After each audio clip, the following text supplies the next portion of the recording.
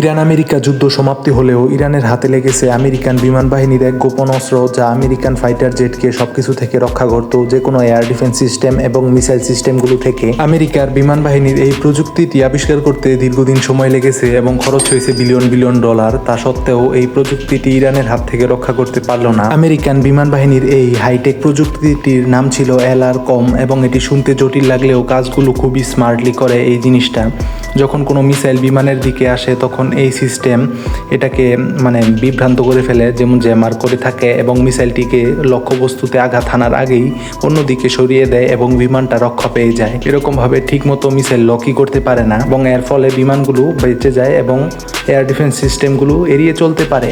তো এখন বিষয় হচ্ছে, এটা দিয়ে ইরানের বিজ্ঞানীরা বা যারা সেনাবাহিনীর বহরে যেহেতু আছে, এগুলোতে রিসার্চ করা হবে। এবং আপনারা তো দেখলেনই যে ইরানের বর্তমানে ইসরায়েল ইরান যুদ্ধে যে সবচেয়ে বেশি ক্ষতি করেছে ওটা হচ্ছে শাহেদ ড্রোন। এটার মাধ্যমে অসংখ্য বিল্ডিং বা অনেক কিছুতেই হামলা করা গেছে নির্ভুলভাবে। ইরানের শাহেদ ড্রোনটি এটা কিন্তু আমেরিকার একটি ড্রোনের অর্থাৎ সস্তা ভার্সন, যা আমেরিকা আগে তৈরি করত এবং আগে ব্যবহৃত করত, যা ইরান পেয়েছিল এবং পরে তা আপগ্রেড করে এবং আরো সস্তা কম দামে আরো নির্ভুলভাবে লক্ষ্যবস্তুতে আঘাত হানতে পারে ওইরকম করে তৈরি করছে। তো ইরান হয়তো এবার এই হাইটেক প্রযুক্তিটির সাথেও ঠিক এরকমই কিছু করতে পারে এবং এটা ভবিষ্যতে রাশিয়া, চীন এবং নর্থ কোরিয়ার মতো দেশের কাছেও যাবে।